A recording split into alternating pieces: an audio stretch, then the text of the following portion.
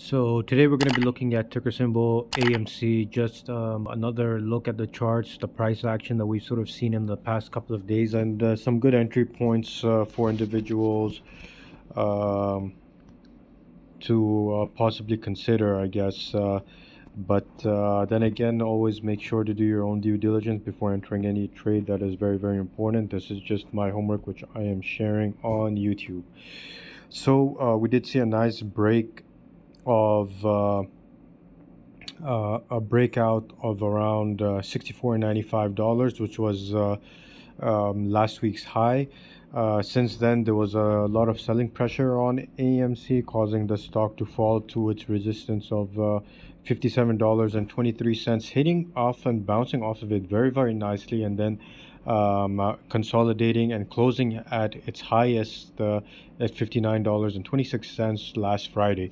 So this consolidation is very nice. If it does break below this and touches this 57 mark, possible very nice entry for playing AMC as a swing trade for myself, or possibly even a day trade, depending on the price action movement we see. But we will have to reconfirm this when we see Monday's price action, seeing what sort of volatility is happening pre-market, to really get a nice understanding of where the stock could possibly go during that same day.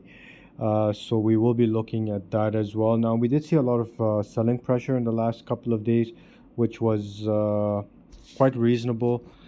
It is a very volatile stock, but people were hoping for some sort of consolidations. But as you can see over here, we did touch a low of $52.17, bouncing off of it nicely, even breaking a little bit below that point, and then bouncing off of it nicely and hitting this trend line, which I haven't really adjusted, but hitting this trend line very, very nicely, and just bouncing off of it. And then that's when we saw the high of $64. And then we saw a retracement back downwards. Now, I did add this other trend line and we did break below it, but since then, even if we continue to bounce off of this or possibly even go lower back to the 52, that would be a beautiful entry point for AMC. Just seeing the sort of price action movement that we've sort of seen in the last couple of days with the AMC, it seems to bounce off of these resistance zones. So this is very, very vital resistance zone to keep a good eye on. Now, if it does break that, then we do have a little bit of lower resistance, I guess. Let's go ahead and see if we can zoom out onto the 5 days. This 43. Now, this would have been a very, very nice entry. So those are the two targets, at least I'm watching. This 57, obviously, right over here, and this 53, which we did bounce off of and then hit a 61 high or whatever. So these are very, very nice entry points. So we'll see if it does break below that, then we have some resistance anywhere, I guess, below this 52. It would be very, very nice entry for AMC. The community seems to be growing.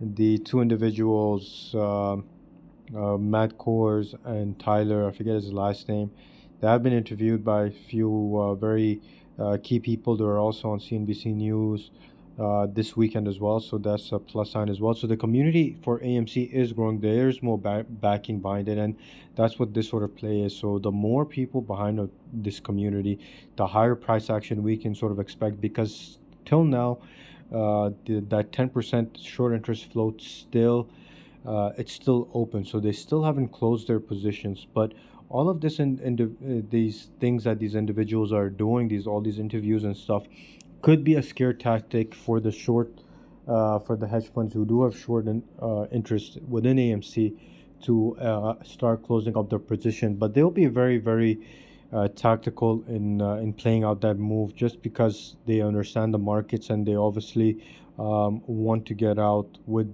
some sort of good price action.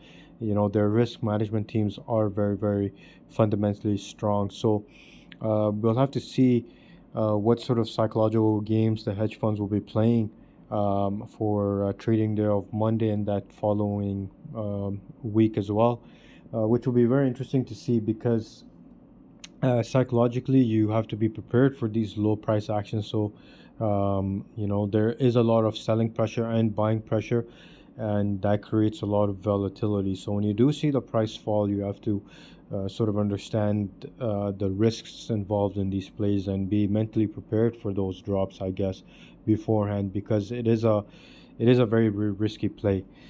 So those are some of my resistance zones which I'll be watching for the trading day of Monday, and we'll see how it goes. I guess that's it for this sort of video. I guess the main points to just take home would be that the short interest still hasn't been closed. That 10% or slightly higher maybe than 10% is still open, and we are waiting for those hedge funds to start closing those positions out. So yeah, that's it for this video. Make sure to leave any ticker symbols you would like me to maybe do some homework on, and I'll try to get those out done as soon as possible. Make sure to like and subscribe if you found this information useful, and obviously thanks for watching. I will see you in the next one.